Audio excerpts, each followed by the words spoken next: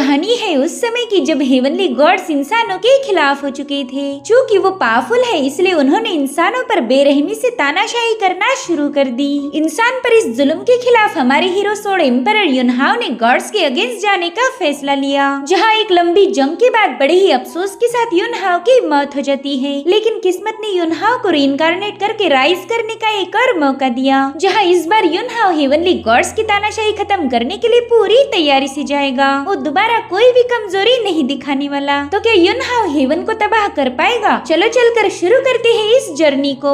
तो कहानी की शुरुआत में हमें कांगशुआन रीजन दिखाया गया, जहाँ पर हमारा हीरो देवताओं को चैलेंज कर रहा था और उसकी इस हरकत से गॉड्स उस पर काफी ज्यादा भड़क गए। वो कह रहे थे, बेवकूफ मॉर्टल, तुमने गॉड्स के हुक्म की नाफरमानी की है। आखिर तुम्हारी हमारे खिलाफ बगावत करने की हिम्मत कैसे हुई? जिस पर बंदा कहने लगा कि तुम गॉड्स हेवन एंड अर्थ की एनर्जी को हजारों सालों से मैनिपुलेट करते आए हो। तुमने हम इंसानों को धोखा दिया है, मगर शायद तुम भूल गए हो कि एक वक्त पर तुम भी हमारे जैसे ही मॉर्टल्स थे। आज मैं तुम्हें खत्म करके इंसानों को जस्टिस दिलाऊंगा। जिसके बाद वो योद्धा बड़ी तेजी से उन देवताओं पर हमला करने के लिए आगे बढ़ा। इधर देवताओं ने अपनी फायर माउंटेन का यूज करते हुए उस पर अटैक कर दिया था, मगर वो बंदा अपनी सोड की मदद से उन सारे माउंटेन्स को चीर देता है। जिसके बाद वो अपनी हेवन क्वेश्चनिंग सोड का यूज करते हुए इस गॉड पर बहुत ही पावरफुल स्लैश से हमला कर चुका था, जो देखकर उस गॉड ने भी अपनी dragon source in the sky technique का यूज करते हुए वहाँ पर एक ड्रैगन को समन कर लिया। वो ड्रैगन बड़ी ही तेजी से हमारे हीरो को खत्म करने की कोशिश कर रहा था, लेकिन वो पावरफुल ड्रैगन भी हमारे हीरो की हेवन सोड के सामने टिक नहीं पाता। अब उस ड्रैगन को डिस्ट्रॉय करने के बाद हमारा हीरो सीधा गॉड की तरफ आगे बढ़ता है, मगर गॉड की पावरफुल ऑरा ने उसे वहीं पर रोक दिया। गॉड्स उससे कह रहे थे कि अगर तुम अपनी सोड डालकर सरेंडर कर दो तो हम तुम पर रहम करेंगे, मगर वो योद्धा हार मानने से इनकार कर देता है। वो कहने लगा कि तुम हम इंसानों को बस अपनी कठपुतली बनाकर रखना चाहते हो, मगर हमारा जन्म सिर्फ तुम्हारी गुलामी करने के लिए नहीं हुआ। जिस पर गॉड कह रहा था कि तुम्हें क्या लगता है इस पावर के दम पर तुम हमारे खिलाफ जंग जीत जाओगे? रुको, मैं अभी तुम्हें तुम्हारी औकात दिखा देता हूँ। अब वो गॉड उसे क्रश करने के लिए अपना हाथ आगे बढ़ाता है, मगर उस योद्धा की आंखों में कोई खौफ नहीं था। वो कहने लगा कि चाहे आज मेरी सोल भी डिस्ट्रॉय क्यों ना हो जाए, मैं तुम गॉड्स को स्ले करते हुए हेवन को ब्रेक करूंगा। जिस पर गॉड कहते, ठीक है, फिर मरने के लिए तैयार हो जाओ। अब उस गॉड की पावर से उस बंदे की विशाल सोड ब्रेक होकर उसकी बॉडी चकनाचूर हो गई। उस गॉड ने उसे कुचल दिया था, मगर उस बंदे ने मरने से पहले उस गॉड को भी घायल कर दिया था, जो देखकर वो गॉड काफी ज्यादा हैरान हो गया। वो कहता है कि मुझे लगा नहीं था कि एक छोटा सा कीड़ा मुझे घायल कर पाएगा। खैर, वैसे भी अब इसका किस्सा यहीं पर खत्म हो चुका है। जिसके बाद हमें एक एंशिएंट अल्टर का सीन दिखाया गया, जहाँ पर कई सारे स्टोन्स पर कुछ मंत्राज लिखे हुए थे, और तभी उस योद्धा की सोल वहाँ पर पहुँच जाती है। और अब हम देख पाते हैं कि वहाँ मौजूद स्टोन्स के सारे मंत्राज उसकी सोल में मर्ज होकर उसकी सोल को जोड़ देते हैं। वो बंदा सोच रहा था कि मुझे यहाँ तक याद है कि मैं गॉड्स के हाथों मारा गया था, फिर मैं ये कौन सी जगह पहुँच गया हूँ। जिसके बाद वो देखता है कि वो कोई मामूली से स्टोन नहीं बल्कि एंशिएंट सीक्रेट मैनुअल्स थे। ये एंशिएंट ह्यूमन रेस की एक सीक्रेट टेक्निक थी। और तभी वहाँ पर उसे किसी की आवाज आने लगी। वो उससे कह रही थी कि मेरे एम्परर, हमने 10,000 साल आपका इंतजार किया है और फाइनली आप अवेकन हो गए। इतने सालों में गॉड्स ने हम ह्यूमंस को काफी ज्यादा टॉर्चर किया। हमारी औकात उनके सामने किसी कीड़े से कम नहीं है, इसलिए हमारी एंशिएंट ह्यूमन रेस ने अपनी सोल का हर एक बचा हुआ कतरा आपके रीइंकार्नेशन के लिए यूज किया, ताकि आप हमें इन गॉड की जंजीरों से आजाद कर पाओ। सिर्फ आप ही ह्यूमन रेस की आखिरी उम्मीद हो। आपकी हेवन सोड ब्रेक हो चुकी है। यही एक ऐसा वेपन था जिसका यूज करके हम हेवन के बैरियर को तोड़ सकते थे। अब आपको उस सोड को दोबारा से ढूंढना होगा। उसके पीसेस को रिफोर्ज करके उसे पहले जैसी हेवन सोड में तब्दील कीजिए। उस सोड के अलावा हमारी ह्यूमन रेस के पास और कोई उम्मीद नहीं है। जिसके बाद हमें लियोन सिटी के यंग मास्टर को दिखाया गया, जो कि दिखने में हूबहू हमारे उसी योद्धा जैसा था। प्लेजर हाउस की कुछ लड़कियां उससे पूछ रही थी कि यंग मास्टर, आपको ये क्या हो गया, प्लीज अपनी आंखें खोलिए। तब तक उस बंदे के फादर भी वहाँ पर पहुँच जाते हैं। वो देखते कि उनका बेटा सांस नहीं ले रहा, तो वो उन लड़कियों पर ही भड़कने लगे। वो उनसे पूछती कि बताओ तुमने मेरे बेटे के साथ क्या किया है। जिस पर वो लड़कियां बताने लगी कि ये तो ड्रिंक करते हुए अचानक से ही बेहोश हो गए। और उतने में वो बंदा अपनी आंखें खोलता है। उसे याद आ रहा था कि कैसे गॉड्स के साथ हुई बैटल में उसकी मौत हो गई, और फिर एंशिएंट ह्यूमन रेस ने अपनी सोल फ्रेगमेंट्स का यूज करके उसे रीइंकार्नेट होने में मदद की थी। वेल ये है हमारा हीरो युनहाओ, जो कि एक सोड एम्परर था। उसका मकसद है अपनी हेवन सोड को दोबारा से रिफोर्ज करके गॉड्स को खत्म करना। इधर उस बंदे के फादर युनटियान अपने बेटे को गले लगाते हुए कहने लगे कि तुमने तो मुझे काफी ज्यादा डरा दिया था, शुक्र है कि तुम जिंदा हो। अब युनहाओ उस बंदे की मेमोरीज को चेक करता है जिसकी बॉडी में वो रिबॉर्न हुआ था। उसे पता चलता है कि इस जन्म में वो एक रईस यंग मास्टर है जो कि मार्शल आर्ट की प्रैक्टिस नहीं कर सकता, इसलिए वो अपना सारा वक्त शराब खाने और लड़कियों के बीच स्पेंड करता है। मगर किसी ने उसकी शराब में जहर मिला दिया था जिससे उसकी मौत हो गई। अब लॉर्ड टियान युनहाओ को एक पिल देते हैं जो कि क्लाउड सिटी के एक अल्केमिस्ट ने बनाई थी। तब तक वहाँ पर कुछ लोग पहुँच जाते हैं। एक बंदा कह रहा था कि आपके बेटे ने हमारे गैम्बलिंग हाउस में 8000 स्पिरिचुअल स्टोन हार दिए। उसने कहा था कि वो मेरे स्टोन सवेरे तक वापिस कर देगा, मगर देखो उसने अभी तक मेरा कर्जा वापिस नहीं किया। वहीं पर शराब खाने का ओनर कह रहा था कि तुम्हारे बेटे ने ढेर सारी महंगी वाइन ऑर्डर की थी तो उसका भी बिल पे करना बाकी है, प्लीज मेरे 20,000 स्पिरिचुअल स्टोन वापस दीजिए। इधर प्लेजर हाउस की बंदी कह रही थी कि आपके बेटे ने आज 10 लड़कियां ऑर्डर की थी और उसने उन सब के साथ मजे भी किए, मगर मेरी पेमेंट नहीं दी। ये सब सुनकर लॉर्ड टियान उन पर भड़क गए। वो कह रहे थे कि इतनी रात गई तुम मुझसे पैसे मांग रहे हो, क्या तुम्हें मुझ पर जरा भी यकीन नहीं है? जिस पर लोग कह रहे थे कि आपने आपके बेटे के खातिर पूरा की पूरा मार्शल स्वॉर्ड सेट खाली कर दिया, जल्दी आप रास्ते पर आने वाले हो इसलिए हमें अपने पैसे चाहिए। इधर युनहाओ सोच रहा था कि इस बंदे ने तो अपने बाप को कहीं का नहीं छोड़ा, अब मुझे ही कुछ करके इस सिचुएशन को हैंडल करना होगा। इसलिए वो कहने लगा कि हमारा स्वॉर्ड मार्शल हॉल अभी भी ट्रेजर से भरा है, तो मैं जल्दी उन ट्रेजर को सेल करके 3 ही दिनों में तुम सबका कर्जा चुकता करूंगा, और अगर मैं नहीं कर पाया तो हमारा स्वॉर्ड मार्शल सेट तुम्हारा हो जाएगा। वहीं पर हम एक एल्डर को देखते जो कि सारी सिचुएशन को दूर से ही देख रहा था। उसे डर था कि कहीं युनहाओ की अय्याशी की वजह से वो लोग बर्बाद ना हो जाए। अब उन कर्जे वाले लोगों के जाने के बाद टियान अपने बेटे से कह रहे थे कि तुमने फेयू के बारे में थोड़ा सा सोचना चाहिए, वो तुम्हारी फियांसे है, अगर तुम ऐसी ही हरकतें करते रहोगे तो उस लड़की का दिल टूट जाएगा। खैर चलो इस मेडिसिन को कंज्यूम कर लो, शायद इससे तुम्हारी मेरिडियन अनब्लॉक हो जाए। तब तक मैं एल्डर जू से और कुछ एलिक्सर्स की बात करता हूँ। युनहाओ को अब काफी ज्यादा टेंशन आ रहा था क्योंकि उसका रीबर्थ एक ऐसी बॉडी में हुआ जिसकी मेरिडियन ब्रोकन है। अगर अब उसे कल्टीवेट करना है तो काफी सारी मेहनत करनी पड़ेगी, लेकिन अब उसने फैसला कर लिया था कि वो कल्टीवेशन की हेवन मिस्टिक रन पर ब्रेक थ्रू करके डिवाइन रेस को अपने पांव से ही कुचल देगा। जिसके बाद हमें सिटी लॉर्ड का मेंशन दिखाया गया जहाँ पर गॉड सिटी लॉर्ड से पूछता है कि बताओ ब्लड सैक्रिफाइस की तैयारियां कहाँ तक पहुँची, जिस पर वो बंदा बताता है कि मैंने लाइफ एंड डेथ एंशिएंट टूम में एक अल्टर सेटअप किया है, सारी तैयारियां पूरी हो चुकी है। जिस पर वो गॉड कहने लगा कि ट्रू एलिमेंट रन के 100 लोगों को सैक्रिफाइस करो, तभी जाकर एंशिएंट टूम पर लगा हुआ डिवाइन एम्परर सील रिलीज होगा। उस सील के हटते ही मैं दोबारा से रिवाइव हो सकता हूँ। जिसके बाद वो गॉड वहाँ से गायब हो गया। तब तक वहाँ पर सिटी लॉर्ड के लोग पहुँच चुके थे। वो सिटी लॉर्ड को बताने लगे कि हम उस युनहाओ को मार के स्वॉर्ड मार्शल हॉल पर कब्जा करने ही वाले थे, हमने उस लड़के की वाइन में पॉइजन भी मिला दिया था, मगर पता नहीं कैसे वो बंदा मरने के बाद दोबारा से जिंदा हो गया। ये सब सुनकर सिटी लॉर्ड काफी ज्यादा भड़क गया था। तभी युनफेंग नाम का बंदा कहने लगा कि आप बिल्कुल फिक्र मत कीजिए, युनहाओ जिंदा बचा तो क्या हुआ, वो अभी भी एक लूजर है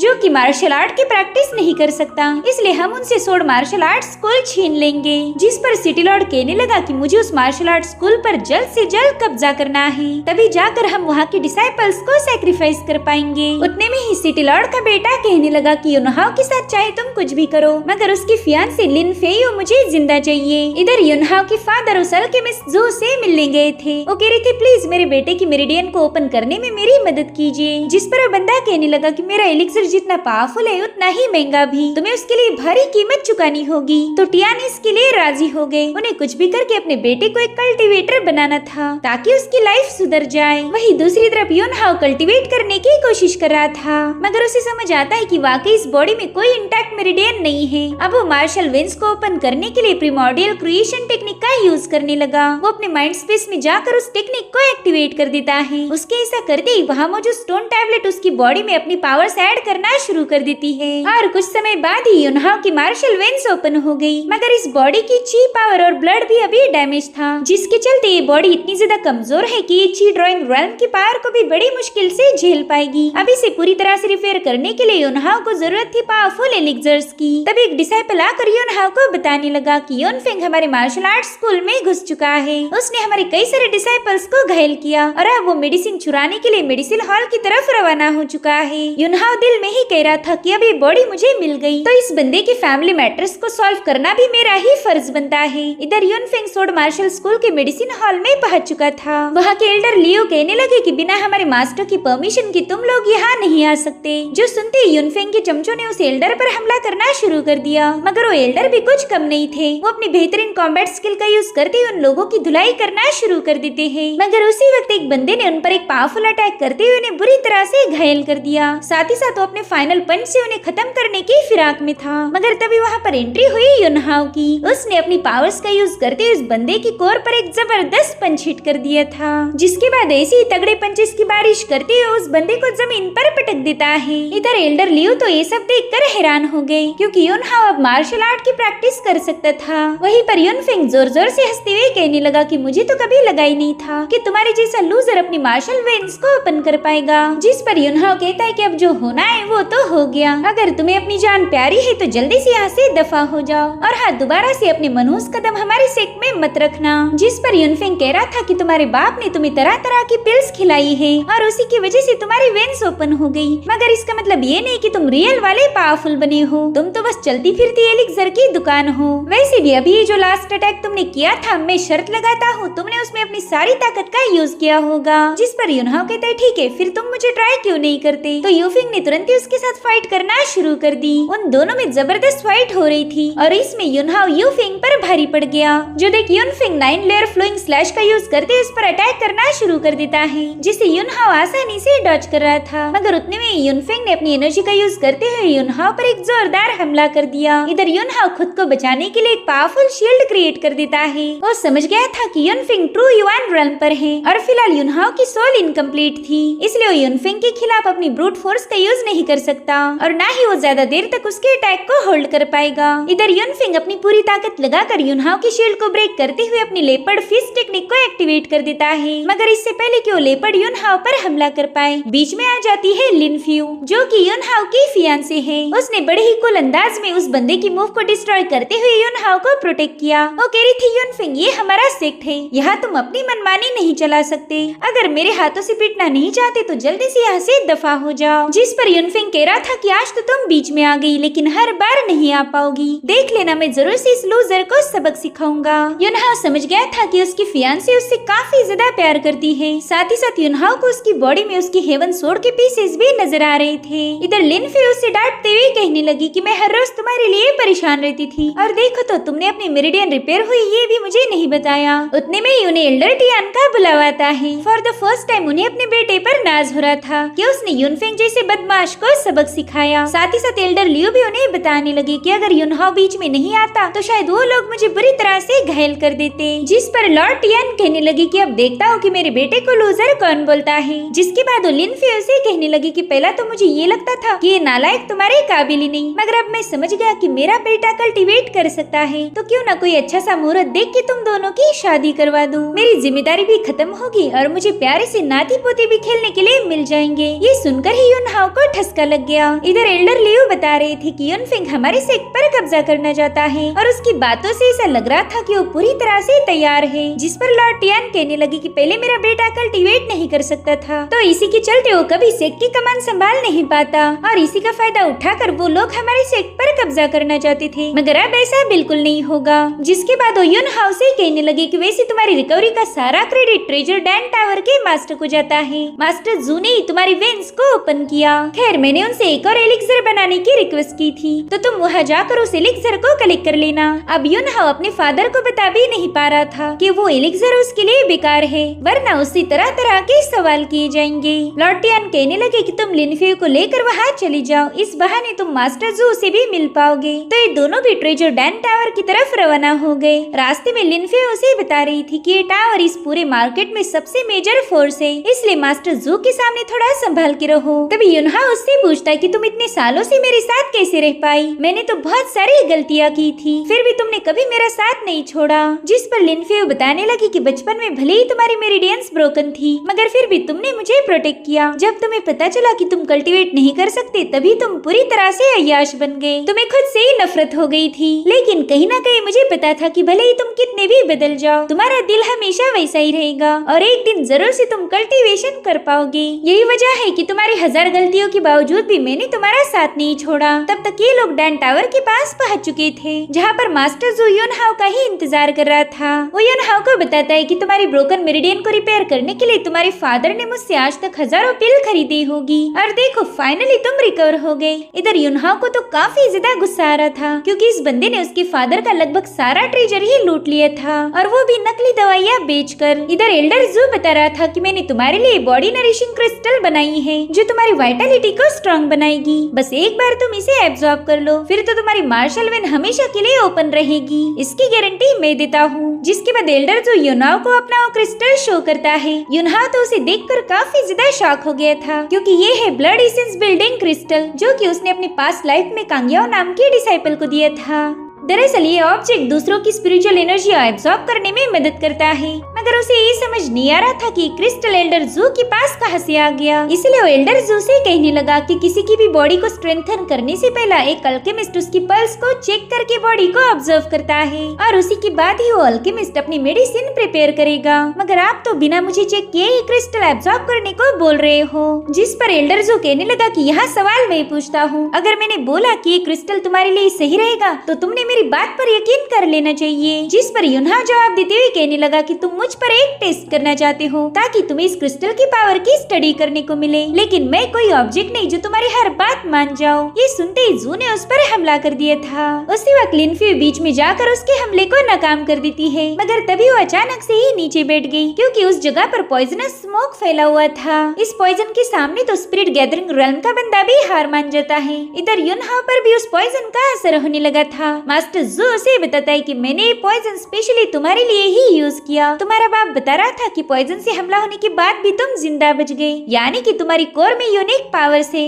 इसलिए मैं तुम्हारी बॉडी में किस टाइप की वाइटलिटी है उसे चेक करना चाहता हूँ। जिसके बाद तुरंत ही अपनी पावर्स का यूज करते हुए युनहाओ पर अटैक करने लगा, जो देखकर लिनफ्यू तुरंत ही उस बंदे के साथ फाइट शुरू कर देती है, मगर उसकी बॉडी पॉइजन की वजह से कमजोर पड़ चुकी थी। हालांकि युनहाओ ने खुद को रिकवर कर लिया, जो देख जू भी काफी ज्यादा शॉक हो जाता है। वो अब युनहाओ पर मल्टीपल अटैक्स करने लगा, मगर युनहाओ ने डॉज करते हुए एक जोरदार पंच में ही जू को पटक देता है। वो कह रहा था कि तुम्हारी ये फालतू की ट्रिक्स मुझ पर नहीं चलने वाली और अब मुझ पर दोबारा से अटैक मत करना, वरना तुम्हारी मेरिडियन ब्रेक हो जाएगी। ब्लॉक मेरिडियंस पर इतना ज्यादा दबाव मत डालो। जो सुनकर एल्डर जू तो हैरान हो जाता है, क्योंकि उसकी मेरिडियंस ब्लॉक है ये बात किसी को पता नहीं थी। अब युनहाओ तुरंत ही अपनी पावर्स का यूज करके उसकी मेरिडियन को स्मूथ कर देता है। जू उससे पूछ रहा था कि तुम ये सब कैसे कर पा रही हो, जिस पर युनहाओ बताने लगा कि हमारे मेरिडियंस को वाइटलिटी से पावर मिलती है, मगर आज इस दुनिया में मौजूद वाइटल एनर्जी बुरी तरह से टेम्पर्ड हो चुकी है। कल्टीवेशन करते वक्त जब तुम उसे एब्जॉर्ब करते हो तो धीरे धीरे तुम्हारे मेरिडियंस को ब्लॉक करना शुरू कर देती है, और यही वजह है तुम्हारी मेरिडियंस के ब्लॉक होने की। तो एल्डर जू उससे रिक्वेस्ट करने लगा कि प्लीज मुझे हील कर दो और बदले में तुम जो बोलोगे वो मैं करने के लिए तैयार हूँ। जिस पर युनहाओ कहने लगा कि मेरे पास एक ऐसी मेथड है जिसका यूज करके मैं तुम्हें ठीक कर दूंगा, मगर पहला मुझे ये बताओ कि तुम्हारे पास वो ब्लड एसेंस बिल्डिंग कोर कहाँ से आ गई। जिस पर जू बताता है कि ये हमारे एंसेस्टर को लाइफ एंड डेथ एंशिएंट टूम में मिली थी। वो टूम नॉर्दर्न लियोन सिटी में मौजूद है। ऐसा कहा जाता है कि उस सुप्रीम लॉर्ड को उसकी ब्लू एंशिएंट सोर्ड ब्लेड के साथ दफनाया गया था। अगर वो ट्रेजर किसी को मिल गया तो वो बंदा मार्शल आर्ट की पीक पर पहुंच जाएगा, इसलिए सभी लोग उस ट्रेजर को हासिल करना चाहते हैं। ब्लू एंशिएंट सोर्ड ब्लेड का नाम सुनते ही युनहाओ थोड़ा सा शॉक हो गया। वो समझ गया था कि वो ब्लू एंशिएंट सोर्ड उसकी ही हेवन सोर्ड है, लेकिन उसे तो गॉड्स ने ब्रेक कर दिया था। तो अंदाजा लगाता है कि शायद उस सोर्ड के फ्रेगमेंट इस टूम में गिरे होंगे और वो सुप्रीम लॉर्ड भी कोई और नहीं बल्कि मेरी ही डिसाइपल कांग्याओ होगी। उस दिन गॉड्स के साथ हुई बैटल में कांग्याओ भी शामिल थी, शायद वो भी उन डिवाइन गॉड्स के हाथों मारी गई होगी। इसलिए अब युनहाओ डिसाइड करता है कि वो जल्दी इस लाइफ एंड डेथ टूम को विजिट करेगा। इधर जू कह रहा था कि मेरी वाइटल एनर्जी केओस में बदल चुकी है, प्लीज मुझे बचा लो, मैं इस पेन को और नहीं झेल सकता। तो युनहाओ ने तुरंत ही उसे एक फॉर्मूला लिख के दिया। वो कहने लगा कि इस रेसिपी के मुताबिक हर्ब्स को कलेक्ट करो और उसका काढ़ा बना के कंज्यूम कर लो, ये तुम्हारी क्योटिक एनर्जी को शांत कर देगा। जिस पर जो कहने लगा कि यंग मास्टर युनहाओ, क्या तुम मेरी वाइटलिटी को हमेशा के लिए नॉर्मल बना सकते हो? जिस पर युनहाओ कहता है कि ये तो बस तुम पर ही डिपेंड करेगा। तो एल्डर जो उसकी हर बात मानने के लिए तैयार हो जाता है। युनहाओ कह रहा था चलो फिर सारे हाई ग्रेड के हर्ब्स पैक करके मेरे मेंशन भिजवा दो, ये एलिक्सर मेरे भी काम आएगा। आगे चलकर अगर तुम मेरे साथ वफादार रहे तो बस एक ही महीने के अंदर मैं तुम्हारी एनर्जी को रिस्टोर कर दूंगा। साथ ही साथ मुझे 4 लाख स्पिरिचुअल स्टोन भी चाहिए, जिसके लिए जो एक ही सेकंड में राजी हो गया। वही दूसरी तरफ हमें कुमू नाम का बंदा दिखाया जाता है, जो कि गॉड से कांटेक्ट करते हुए बताने लगा कि मुझे हाल ही में एक एंशिएंट ह्यूमन ऑरा महसूस हुई है और ये बात मैं दावे के साथ कह सकता हूँ। तो गॉड उसे बताने लगा कि एंशिएंट ह्यूमन रेस पर हम डिवाइन रेस वाले लोग कोई रेस्ट्रिक्शन नहीं लगा सकते। अगर वो बंदा ऐसे ही ग्रो करता गया तो आगे चलकर हमारी डिवाइन रेस के लिए खतरा बनेगा। हमें जल्दी से उस बंदे को खत्म करना ही होगा। लियोन सिटी का लॉर्ड भी हमारे लिए ही काम करता है, तो इस काम में वो बंदा भी तुम्हारी मदद करेगा। वही दूसरी तरफ युनहाओ लिनफेउ के पॉइजन को अपनी पावर्स का यूज करके वे रिमूव कर देता है। वो फिलहाल बेहोशी की हालत में थी, तो युनहाओ को लग रहा था कि यही सही वक्त है सोड फ्रेगमेंट को हासिल करने का, इसलिए वो तुरंत ही अपनी पावर्स का यूज करके उन फ्रेगमेंट्स को निकालने की कोशिश करने लगा। लेकिन लिनफेउ की बॉडी पर एक सील लगा हुआ था, जिसे युनहाओ फिलहाल की पावर्स के दम पर हटा नहीं सकता। वो हेवन सोड एंशिएंट डिवाइन स्टोन का यूज करके बनाई गई थी। इसे फायर किरिन इनेट मिस्टिकल फायर का यूज करके ही रिफाइन किया जा सकता है और ये किरिन मिस्टिकल फायर बहुत ही ज्यादा रेयर है। अब अगले दिन युनहाओ मेडिसिन हॉल में पहुंच जाता है, जहाँ पर एल्डर लियो से बता रहे थे कि डाउ टावर के मिस्टर जू ने आपके लिए कुछ स्पिरिचुअल हर्ब्स भेजे थे, तो मैंने उन्हें एलिक्सर रूम में रख दिया है। जिस पर युनहाओ कहता है कि सीनियर प्लीज आप इस एलिक्सर रूम में किसी को आने मत दीजिए, वहाँ मुझे एक जरूरी काम है। जिसके बाद युनहाओ सीधा एलिक्सर रूम में पहुंच गया। वो कह रहा था कि इस दुनिया की वाइटलिटी पावर्स को गॉड ने करप्ट कर दिया है, इसलिए जो भी बंदा कल्टीवेट करता है उसकी मेरिडियन अपने आप ब्लॉक हो जाती है। लेकिन इस मामले में मेरी किस्मत अच्छी रही, क्योंकि जिस बॉडी में मैं रिबॉर्न हुआ उसने कभी कल्टीवेट किया ही नहीं था। इसी वजह से अब मैं आर्कन क्रिएशन आर्ट को ज्यादा अच्छे से यूज कर पाऊंगा। और गाइस यहाँ पर अब हमें मार्शल आर्ट की स्टेजेस के बारे में बताया जाता है। इसमें टोटल 9 स्टेजेस थी, जिनमें है यिनची, जेन युआन, हुआहाई, हुआजिंग, जिनदान, युनदान, जूलिंग, टोंगशुआन और टियानशुआन। ये सारी की सारी एंशिएंट ह्यूमंस की कल्टीवेशन टेक्निक्स थी। इस हर एक स्टेज पर जाने के लिए एक मार्शल आर्ट टेक्निक को डिजाइन किया गया था। तो अब युनहाओ डिसाइड करता है कि वो इस लाइफ में प्योरेस्ट बॉडी और आर्कन क्रिएशन आर्ट का यूज करके कल्टीवेशन की उस लेवल पर ब्रेक थ्रू करेगा जहाँ पर वो अपनी पास्ट लाइफ में भी पहुँच नहीं पाया था। वो कल्टीवेशन की एक ऐसी लेवल अचीव करेगा जो आज तक किसी ने नहीं की थी। जिसके बाद वो अपनी प्रैक्टिस शुरू कर देता है। वो गॉड से कह रहा था कि बस अब तुम देखते जाओ, आने वाले समय में मैं तुम्हारा क्या हशर करूंगा। जिसके बाद हमें युन फैमिली का मेंशन दिखाया जाता है, जहाँ पर युनफेंग अपने सर्वेंट से पूछ रहा था कि सिटी लॉर्ड की क्या खबर है। तो बंदा बताने लगा कि सिटी लॉर्ड का बेटा युनहाओ की फियांसे को रिझाना चाहता है, इसलिए यंग मास्टर जियांग ने लिनफ्यू के लिए गोल्ड और सिल्वर की ज्वेलरी भेजी थी। लेकिन उस बंदी ने वो नजराना एक्सेप्ट नहीं किया। जिस पर युनफेंग कहता है कि वो लिनफ्यू बहुत ही ज्यादा नकचड़ी है, अगर मैं रहता तो एक दिन में उसे लाइन पर लेके आता। और उतने में वहाँ पर युनफेंग का चमचा पहुँच गया। उसे बता रहा था कि लिनफ्यू जेन्युइन स्टेज की मिड फेज पर पहुँच चुकी है। मुझे तो अब बिल्कुल नहीं लगता कि वो बंदी किसी की सुनने वाली है। यंग मास्टर जियांग भी उसे हैंडल नहीं कर पाएगा। जिस पर युनफेंग हंसते हुए कहने लगा कि वो लड़की आज जो कुछ भी है हमारी युन फैमिली की बदौलत है। बस एक बार वो सोड मार्शल आर्ट सेक्ट हमारे हाथ लग जाए, फिर देखना सब कुछ हमारा हो जाएगा। तभी वो बंदा उसे बताता है कि आज एल्डर यिंग लियोन सिटी आने वाली है, तो क्यों ना इस मौके का फायदा उठाया जाए। तो युनफेंग तुरंत अपने फादर हाइशांग को लेकर सोड सेक्ट पहुंच गया। वहाँ पर लॉर्ड टियान अपने डिसाइपल्स को ट्रेनिंग देने में बिजी थे कि तभी ये लोग कहते कि तुम लिनफ्यू की शादी तुम्हारे लूजर बेटे से नहीं कर सकते। जो सुनते लॉर्ड टियान उस पर भड़क गए। वो कहने लगे कि मेरे बेटे की शादी से तुम्हारा कोई लेना देना नहीं, अगर तुम्हें कुछ और बकवास करनी है तो वैसे बताओ। और तभी वहाँ पर एल्डर यिंग की एंट्री होती है। वो कह रही थी कि तुम अपने आपसी झगड़े डिसाइपल के सामने मत करो, इससे उन पर बुरा असर पड़ेगा। इधर लॉर्ड टियान तुरंत ही उन्हें ग्रीट करने लगे। तो कहते टियान तुम काफी ज्यादा पावरफुल हो, मगर तुम्हारा बेटा युनहाओ ब्रोकन मेरिडियन के साथ पैदा हुआ, वो कभी कल्टीवेट नहीं कर सकता और इसका सीधा मतलब ये है कि इस अकेडमी का कोई वारिस नहीं। मैंने तो ये भी सुना है कि तुमने अकेडमी के ट्रेजर का यूज करते हुए युनहाओ के लिए ढेर सारे एलिक्सर्स खरीदे ताकि उसकी मेरिडियन ओपन हो जाए, मगर अब अकेडमी की फाइनेंशियल फाइनेंशियल कंडीशन बद से बदतर हो चुकी है, इसलिए मैंने फैसला लिया है कि एकेडमी किसी काबिल बंदे के हवाले कर दूं, ताकि इसका कोई वारिस भी होगा और एकेडमी के पास ढेर सारा पैसा भी रहेगा। मेरे ख्याल से हाईशांग ही सही चॉइस है। ये सुनकर तो लॉर्ड टियान काफी ज्यादा घबरा गए। वो कह रही थी प्लीज इसे तो एकेडमी बिल्कुल मत दीजिए। इधर युनहाओ ने सारा डिस्कशन सुन लिया था। वो समझ गया कि हाईशांग और उसके फादर की बिल्कुल भी नहीं जमती, इसलिए वो अरीना में जाते हुए कहने लगा कि सबकी कल्टीवेशन स्टाइल और मेरिडियन डिफरेंट होती है, मेरी को और बाकी के लोगों से यूनिक है। मेरे फादर ने इतने साल मुझे अलग अलग सीक्रेट मेथड सिखाई और उसी की बदौलत में कल्टीवेशन के जेन्युइन स्टेज पर पहुंच चुका हूँ। जो सुनकर वहाँ मौजूद सभी लोग हैरान हो गए। वो कह रही थी कि हाल ही में तो इसकी मार्शल वेन्स ओपन हुई, फिर ये बंदा इतनी जल्दी सेकंड लेवल यानी कि जेन्युइन स्टेज पर कैसे पहुंच गया। ऑर्डिनरी लोगों को तो इस स्टेज पर जाने के लिए लगभग 2 या 3 सालों का वक्त लगता है। इधर युनफेंग युनहाओ से कहने लगा कि तुम तो दबाकर झूठ बोल रहे हो, दरअसल तुमने एलिक्सर पिल के भरोसे ब्रेक थ्रू किया है, तो तुम्हारी पावर बस कुछ ही पलों में गायब होती रहती। वहीं पर एल्डर यिंग युनहाओ से कहने लगे कि बच्चे, और कॉन्फिडेंस अच्छी बात नहीं होती, अगर तुमने पिल के भरोसे ब्रेक थ्रू किया है तो इस बात को एक्सेप्ट कर लो।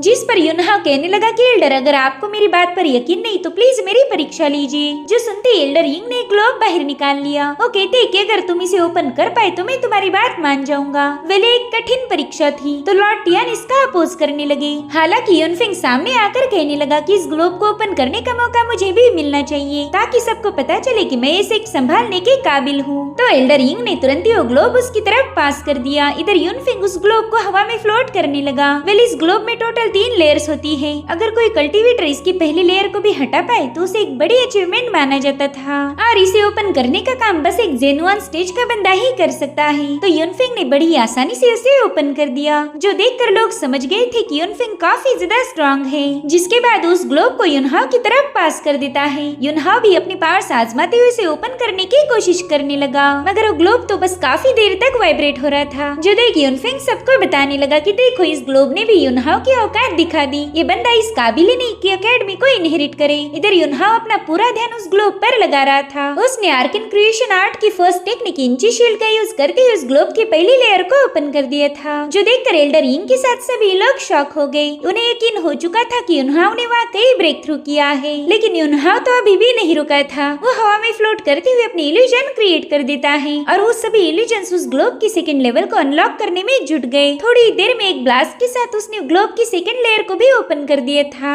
जिससे वो पूरी जगह शेक होने लगी। लोग कह रहे थे कि युनहाओ सिर्फ 17 साल का है, मगर फिर भी उसकी पावर ने सबका दिल जीत लिया। ये तो हजारों सालों में पैदा होने वाला जीनियस है। और अब युनहाओ ने उस ग्लोब को दोबारा से क्लोज करके बड़ी स्टाइल के साथ एल्डर यिंग को वापस कर दिया। एल्डर यिंग भी उसका एक कारनामा देखकर उसकी तारीफ करने लगे। इधर युनहाओ अपने फादर से कहने लगा कि आपने मुझे इतने साल ट्रेनिंग दी और उसी की वजह से मैंने ये सब अचीव किया है। जो सुनकर एल्डर टियान काफी ज्यादा खुश हो गए। वहीं पर एल्डर यिंग लॉर्ड टियान से कहने लगे कि ये बच्चा बहुत ही ज्यादा टैलेंटेड है, इसे अच्छे से नरिश करो, मुझे लगता है कि ये बहुत आगे जाएगा। मगर ये बात हाईशांग को बिल्कुल भी पसंद नहीं आई। वो कह रहा था कि इस टियान ने एकेडमी का सारा ट्रेजर यूज किया बस इस बंदे की मार्शल वेन्स को ओपन करने के लिए। क्या आपको ये सही लगता है? वहीं पर युनफेंग भी कहने लगा कि सिटी लॉर्ड का बेटा जियांग लिनफ्यू से शादी करना चाहता है। अगर हम उन्हें मंजूरी दे दे तो नॉर्दर्न माउंटेन पर मौजूद सारे क्रिस्टल और हर्ब्स हमारी युन फैमिली को मिल जाएंगे, और अगर लिनफे ने इस लूजर से शादी की तो हमारी युन फैमिली का नुकसान हो जाएगा। जो सुनकर युनहाओ जवाब देते हुए कहने लगा कि पता नहीं इस कुत्ते को खुला किसने छोड़ दिया,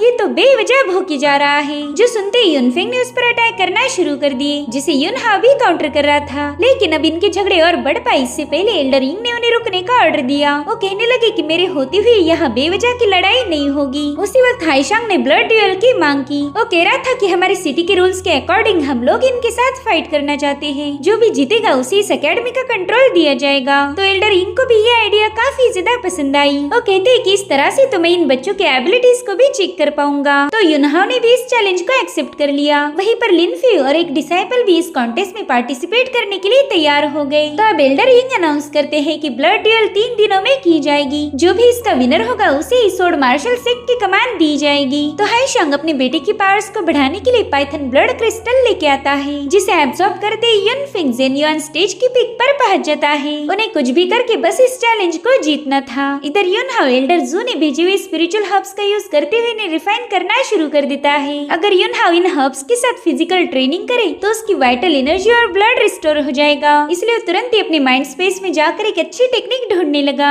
दरअसल युनहाओ स्पिरिट सोर्ड की फर्स्ट लेवल को मास्टर करने की प्लानिंग कर रहा था, मगर साथ ही साथ उसे सेकंड लेवल की अजुर सोर्ड टेक्निक को भी मास्टर करना है। ये अजुर सोर्ड टेक्निक बहुत ही ज्यादा खतरनाक है, लेकिन उसे मास्टर करने के लिए कल्टीवेशन के अपर लेवल पर जाना जरूरी था। अगर युनहाओ ने इस फिलहाल के लेवल पर उसे सीखने की कोशिश की तो टेक्निक उस पर ही उल्टी पड़ जाएगी, लेकिन फिर भी वो रिस्क उठाने के लिए तैयार था। वो वहाँ मौजूद एंशिएंट स्टोन से वो मूव सीखने की कोशिश कर रहा था, लेकिन वो स्टोन उसे इसकी इजाजत नहीं देते। तो युनहाओ सोर्ड की पहली लेवल यानी कि स्पिरिट सोर्ड को सीखकर ही माइंड स्पेस से बाहर आ गया। उतने में ही उसके डोर पर एक नॉक हो जाता है और डोर ओपन करते ही लिनफियो ने सीधा उस पर हमला कर दिया। तो अब युनहाओ भी अपनी सोर्ड निकालकर उसके साथ फाइट करना शुरू कर देता है। तभी लिनफियो ने हवा में फ्लोट करते हुए उस पर एक जोरदार अटैक कर दिया, जिसे युनहाओ अपनी सोर्ड से रोक लेता है। उससे पूछ रहा था कि फेयू तुमने मुझ पर यूं अचानक से हमला क्यों कर दिया, जिस पर वो कहने लगी कि तुम्हारी मार्शल वेन्स ओपन हो गई, मगर अभी भी तुम्हें प्रैक्टिस की जरूरत है क्योंकि पहले कई साल तुमने ऐसे ही बर्बाद कर दिए। अब तुम्हें कड़ी मेहनत करनी होगी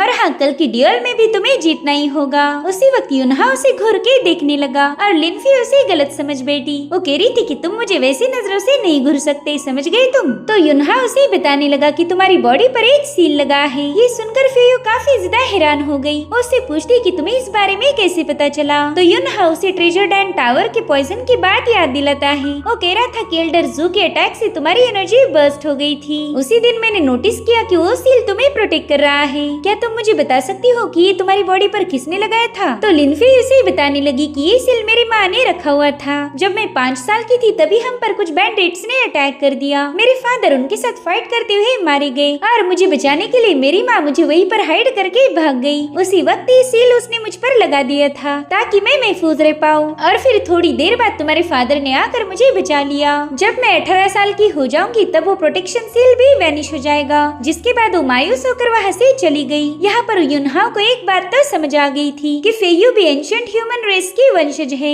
वही दूसरी तरफ कुमो गॉड के कहने पर सिटी लॉर्ड से मिलने आया था। उसे बताता है कि मुझे सोर्ड मार्शल सेक्ट से एक एंशिएंट ह्यूमन की ऑरा फील हुई है। शायद वो डिवाइन गॉड्स के चुंगल से बच गया होगा। जिस पर सिटी लॉर्ड कहने लगा कि हमें जल्दी से उस पर्सन को ढूंढ निकालना है। अब 3 दिनों के बाद इस सभी लोग सोर्ड मार्शल सेक्ट में जमा हो गए थे। ब्लड ड्यूल देखने के लिए कुमो के साथ साथ सिटी लॉर्ड का बेटा जियांग चुआन भी वहाँ पहुँच गया। उस वक्त युनहाओ की नजर पड़ी कुमो ने पहने हुए पेंडेंट पर। उसे जाना पहचाना लग रहा था। इधर एल्डर यिंग भी ड्यूल देखने आ गए थे। वो इन दोनों मेहमानों का स्वागत करते हुए कहने लगे कि मैं उम्मीद करता हूँ आपको आज की बैटल देखकर मजा आएगा। जिस पर जियांग चुआन कहने लगा कि यहाँ आना तो हमारे लिए प्राउड की बात है। आफ्टर ऑल ये अकेडमी हमारे पूरे कॉन्टिनेंट की सबसे बेस्ट अकेडमी मानी जाती है। पता नहीं आज ये अकेडमी किसकी ओनरशिप में चली जाएगी। जिसके बाद वो मास्टर कुमो को भी उनसे इंट्रोड्यूस करता है। वो कह रहा था कि मैं इन्हें अपने साथ लेकर आया ताकि ये भी फाइट को एंजॉय कर पाए, मगर कुमो का वहाँ आने का मकसद था बस एंशिएंट ह्यूमन की तलाश करना।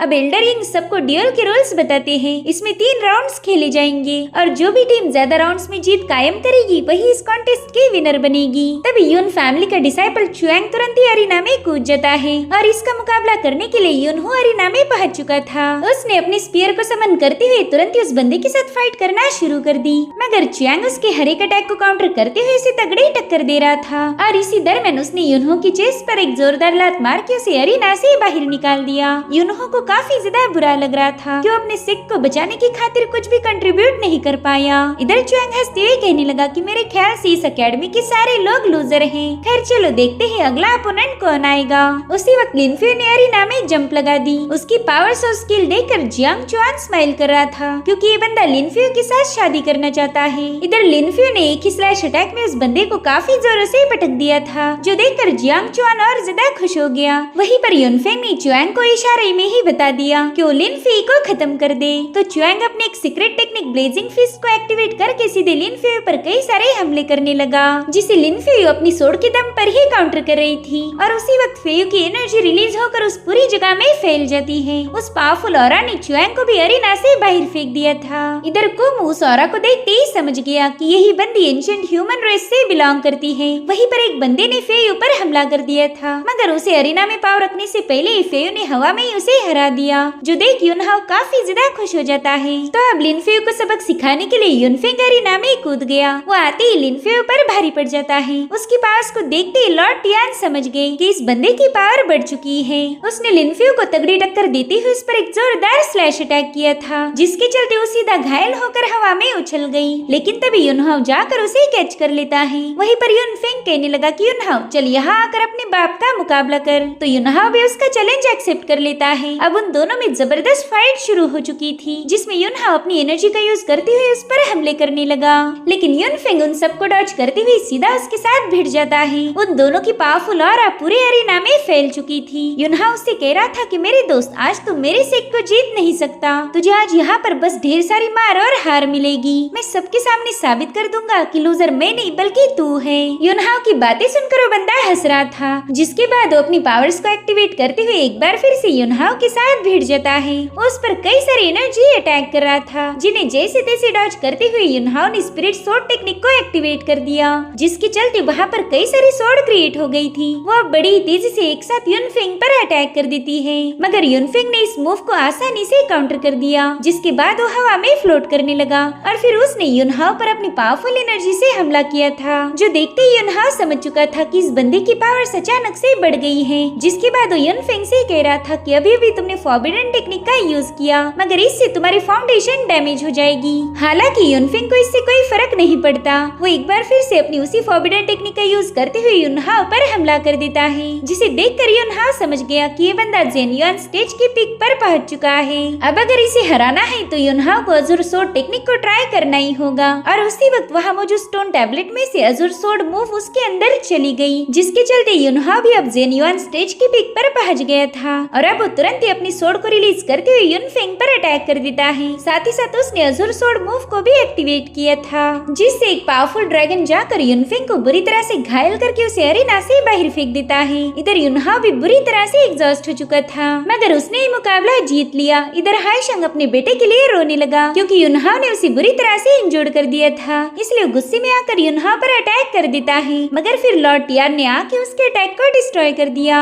उसी वक्त एल्डर इंग भी वहाँ आकर हाईशंग को डांटने लगे। वो कहते कि एल्डर देखिए, इस बंदे ने मेरे बच्चे को किस तरह से घायल किया है, प्लीज आप ही मुझे इंसाफ दिलाए। मगर एल्डर इंग उसे समझाते कि मार्शल कॉन्टेस्ट में चोट लगना आम बात है, युनफेंग की कमजोरी ही उसकी इंजुरीज का कारण बन गई, इसलिए दूसरों को दोष मत दो। जिसके बाद वो युनहाओ के टैलेंट की तारीफ करते हुए कहने लगे कि ये बंदा तो बहुत आगे तक जाएगा। इसके टैलेंट को देखकर मैंने एक फैसला लिया है, मैं इसे हमारी फैमिली का special treasure the soul fruit देना चाहता हूँ। तो कुछ ही दिनों के बाद युनहाओ को हमारे घर यानी कि बायहान काउंटी में भेज दो। ये सुनकर लॉर्ड टियान तुरंत ही उन्हें थैंक्स बोलने लगे। इधर युनहाओ भी सोच रहा था कि मेरी सोल इनकम्प्लीट है, इस सोल फ्रूट की मदद से मुझे इसे रिस्टोर करने का मौका मिलेगा। जिसके बाद एल्डर इंग तुरंत ही वहाँ से रवाना हो गई। वहीं पर हाईशंग लॉर्ड टियान को धमका रहा था कि वो जल्दी युनहाओ से बदला लेगा। जिसके बाद वो भी अपने बेटे को लेकर वहाँ से कल्टी मार देता है। इधर युनहाओ अचानक से बेहोश हो गया था। दरअसल ये अजुर सोर्ड मूव की बैकलैश थी। वहीं दूसरी तरफ हम एक लेडी को देखते जो कि अपने खास बंदे से लियोन सिटी में रिलीज हुई ऑरा के बारे में पूछ रही थी, जिस पर वो बंदा कहने लगा कि फिलहाल तो हमें पता नहीं कि वो एंशिएंट ह्यूमन है कौन। तो लेडी कहती ठीक है, फिर हम जल्दी लियोन सिटी को विजिट करेंगे। इधर युनहाओ अभी अभी होश में आया था। उसने अजुर सोर्ड जैसी पावरफुल टेक्निक का यूज करने की वजह से उस पर एक बैकलैश हुआ था। साथ ही साथ उसे लिनफियो का भी टेंशन आने लगा, क्योंकि उसकी ऑरा अब रिवील हो चुकी थी, तो उनके दुश्मन जरूर से उस पर हमला कर देंगे। युनहाओ सोचता है कि अगर मैं उस सोर्ड के फ्रेगमेंट निकाल पाऊँ तो लिनफी की एंशिएंट ह्यूमन ऑरा को सील कर दूंगा, फिर उसकी जान को कोई खतरा नहीं होगा। इधर लिनफी युनहाओ को होश में आता हुआ देखकर काफी ज्यादा खुश हो गई। वो कहती है कि तुम 10 घंटों से बेहोश थे, मैं तुम्हारे लिए काफी ज्यादा परेशान हो गई थी। तो अब वो अपना हाथ बढ़ाकर उसे छूने की कोशिश करता है, मगर वो तुरंत ही उससे दूर हट जाती है। लिनफी कह रही थी कि तुम्हारे फादर ने क्लियरली बताया था कि शादी से पहले हम दोनों वैसी कोई हरकतें नहीं करेंगे। जिस पर युनहाओ कहता है पता नहीं मेरे फादर ऐसी फालतू बातें क्यों सिखाते रहते हैं। इधर लिनफी उससे कह रही थी कि बैटल शुरू हुई तब तुम जेन्युइन स्टेज के मिड लेवल पर थे, तो फिर तुम अचानक से पिक पर कैसे पहुंच गए। जिस पर युनहाओ जवाब देता है कि जानी मन तुम्हारा हस्बैंड बहुत ही ज्यादा टैलेंटेड है। जो सुनकर लिनफी की हंसी छूट गई। वो कहती हाँ तुम एक जीनियस तो हो, मगर कभी इसका घमंड मत करना। जिस पर वो कहते हैं हाँ मेरी जान, मैं तुम्हारी बात ना मानूं ऐसा कभी हो सकता है क्या। तभी फेयू कहती है कि आज उस कुमू को देखकर मुझे थोड़ा सा अजीब लग रहा था, साथ ही उसने पहना हुआ नेकलेस भी जाना पहचाना था। तो युनहाओ कहता है ठीक है चलो उसके बारे में फादर से पूछते हैं।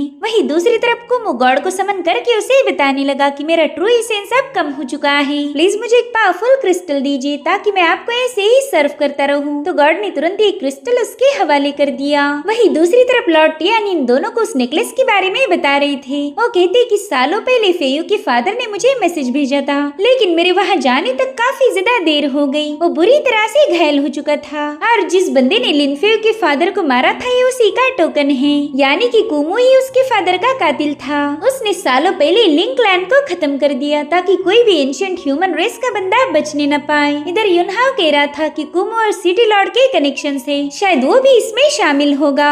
तो लॉर्ड टियान बताने लगे कि वो बंदा कुमो हुआ है स्टेज के पिक पर पहुंच चुका है और उसका हमारे यहाँ पर अचानक से हुआ विजिट थोड़ा अजीब था। मेरे ख्याल से उसे कुछ तो पता चल गया होगा। अब हमें ज्यादा केयरफुल रहने की जरूरत है। वही दूसरी तरफ हाईशंग सिटी लॉर्ड के सामने रो रो के उसे युनफेंग को बचाने की रिक्वेस्ट कर रहा था। साथ ही साथ सिटी लॉर्ड का बेटा जियांग चुआन भी अपने बाप से कहने लगा कि युनहाओ की मार्शल वेन्स ओपन होते ही उसकी कल्टीवेशन काफी स्पीड से बढ़ चुकी है। अब हम उसके सेक्ट पर आसानी से कब्जा नहीं कर सकते। और हाँ, हमें ये भी पता चला कि लिन फेयू एंशिएंट ह्यूमन क्लैन के डिसेंडेंट है। जो सुनते ही सिटी लॉर्ड बताने लगा कि डिवाइन रेस के गॉड्स को एंशिएंट ह्यूमन रेस के ब्लड की जरूरत है। अगर हमने उस बंदी को सैक्रिफाइस किया तो हमें गॉड की तरफ से ऐसी पावर हासिल होगी जिसका कोई मुकाबला नहीं। खैर चलो, अब इस प्लान को इनिशिएट करने के लिए हमें उस लिन फेयू के साथ साथ और भी लोगों को लाइफ एंड डेथ टूम में ले जाना होगा ताकि हमारा ये रिचुअल पूरा हो जाए। इसलिए तुम लोग पूरे टाउन में झूठी खबर फैला दो कि वहाँ एक अनोखी ट्रेजर ने जन्म लिया है ताकि उन लोगों के दिल में लालच पैदा हो। साथ ही साथ उसने हाईशांग को एक रिकवरी क्रिस्टल भी दे दिया था जिसका यूज करके वो युनफेंग को हील कर पाएगा। वहीं पर कुमो उसे बताता है कि मैं खुद ही सोर्ड मार्शल सेक्ट में जाकर उस लिन फेयू को कैप्चर करूंगा। इधर युनहा अपनी मार्शल आर्ट की प्रैक्टिस में बिजी था कि तभी उससे मिलने के लिए डैन टावर का एल्डर जू पहुंच जाता है। लॉर्ड टियान कह रही थी कि लड़के तुम मेरा मुंह क्या देख रहे हो, जल्दी से एल्डर जू के सामने अपना सिर झुकाओ। तो युनहा उसे ग्रीट करने लगा, मगर एल्डर जू कहते नाना फॉर्मेलिटीज की कोई जरूरत नहीं, वैसे मैं युनहाओ के साथ अकेले में कुछ बात करना चाहता हूँ। तो लॉर्ड टियान तुरंत ही वहाँ से चले गए। उनके वहाँ से जाते ही एल्डर जू उसे ग्रीट करते हुए कह रहा था कि यंग मास्टर प्लीज माफ करना, तुम्हारे फादर के सामने मैं तुम्हें ग्रीट नहीं कर पाया। मैं हम दोनों के कनेक्शन को प्राइवेट रखना चाहता हूँ। जिसके बाद वो खुश होकर कहने लगा कि तुमने बताया हुआ एलिक्सर कंज्यूम करने के बाद मेरी एनर्जी काफी ज्यादा इम्प्रूव हो गई। जिस पर युनहाओ कहने लगा कि बस 1 महीना उसे कंज्यूम करो और तुम्हारी सारी मेरिडियन अनब्लॉक हो जाएगी। जिसके बाद एल्डर जू युनहाओ को एक स्पेस रिंग दे देता है जिसमें उसने युनहाओ के लिए तरह तरह की रेयर एलिक्सर स्टोर किए थे। युनहाओ सोचता है कि इन सारे हर्ब्स को रिफाइन करके मैं हुनहाई स्टेज पर पहुंच जाऊंगा, फिर तो मैं उस कुमो का मुकाबला आसानी से कर सकता हूँ।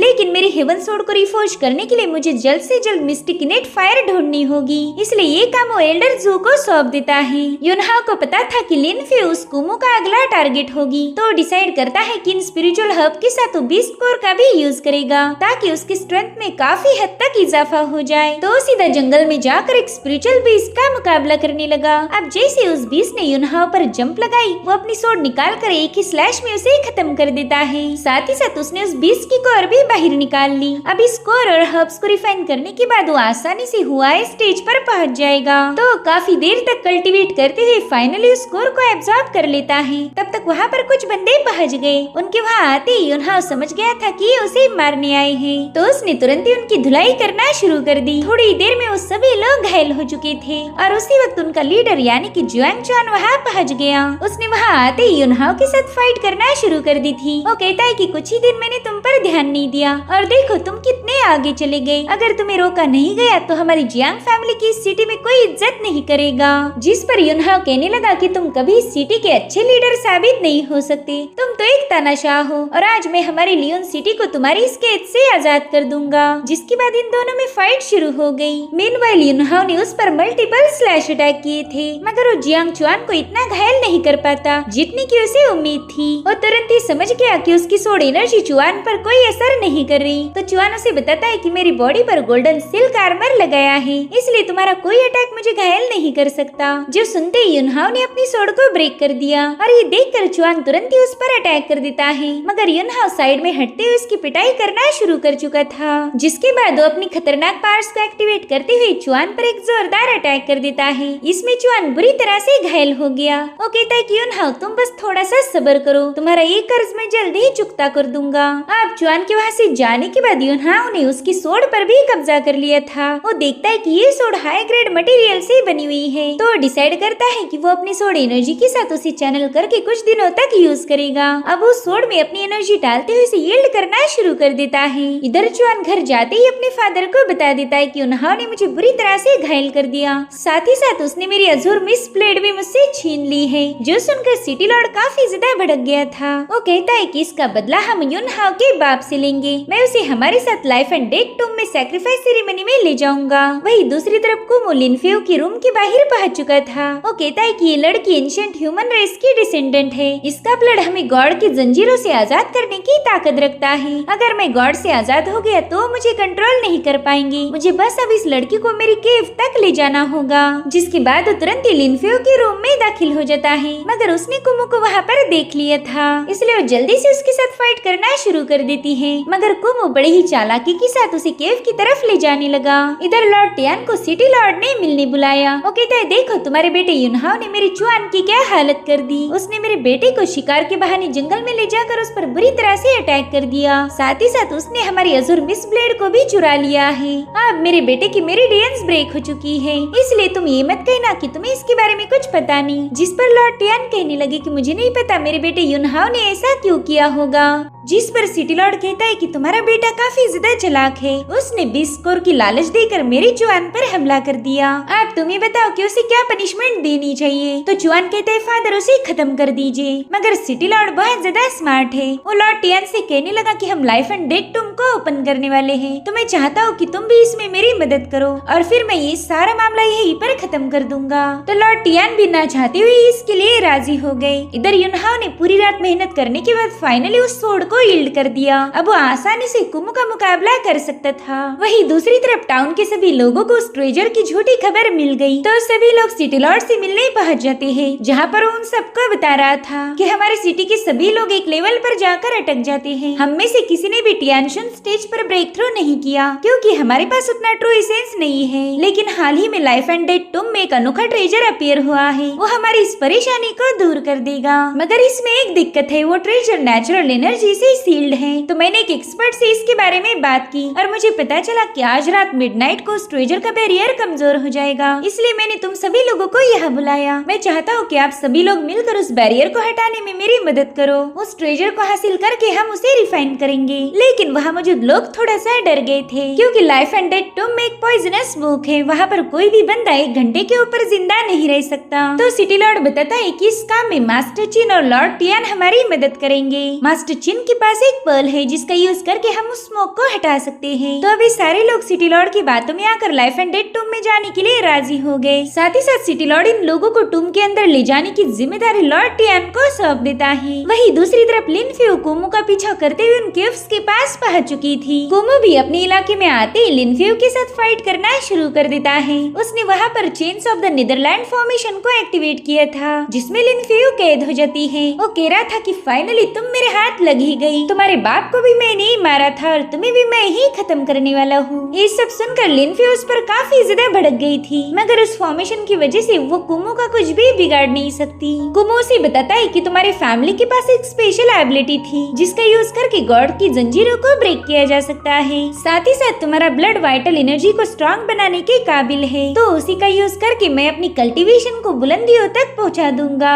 जिसके बाद वो अपनी एनर्जी का यूज करते हुए लिनफेओ पर अटैक करना शुरू कर देता है। इधर युनहाओ को लिनफेओ के रूम में कुमो की ऑरा मिली, तो समझ गया कि लिनफेओ की जान खतरे में है, इसलिए वो उस ऑरा को ट्रेस करते हुए सीधा कुमो की तरफ रवाना हो गया। इधर कुमो लिनफेओ के ब्लड को एब्जॉर्ब नहीं कर पा रहा था, क्योंकि उसकी ब्लड लाइन काफी ज्यादा स्ट्रॉन्ग है। मगर कुमो अभी भी हार नहीं मानता। वो कह रहा था कि तुम्हारी ब्लड को एब्जॉर्ब करने के बाद मैं इतना ज्यादा पावरफुल बनूंगा कि मुझे इन गॉड के सामने सिर झुकाने की जरूरत नहीं। साथ ही साथ तुम काफी ज्यादा खूबसूरत हो, तो तुम्हारा ब्लड लेने के बाद मैं तुम्हारी बॉडी के साथ भी एंजॉय करूंगा। मैं कभी कोई चीज जाया नहीं होने देता। जिसके बाद वो फिर से उसका ब्लड एब्जॉर्ब करने की कोशिश करता है, मगर उतने में युनहाओ ने वहां आकर जमीन पर पाम अटैक कर दिया, जिससे कुमो का फॉर्मेशन ब्रेक हो चुका था। इधर लिनफेओ भी अब आजाद हो गई। युनहाओ कुमो से कह रहा था कि मैं पहले ही तुम्हारे इरादों को समझ चुका था और तुम ये बात कान खोल के सुन लो, तुम कभी भी अपने नापाक इरादों में कामयाब नहीं हो सकते। अब युनहाओ को वहाँ देखकर कुमो तुरंत ही हवा में फ्लोट करते हुए अपने एक्सट्रीम पावर्स को एक्टिवेट कर देता है। उसने युनहाओ पर अटैक करना शुरू कर दिए थे, मगर युनहाओ भी अपनी सोडारा से उसे घायल कर देता है। कुमो को तो यकीन ही नहीं हो रहा था कि युनहाओ इतनी जल्दी कल्टीवेशन में उसके बराबर आ गया।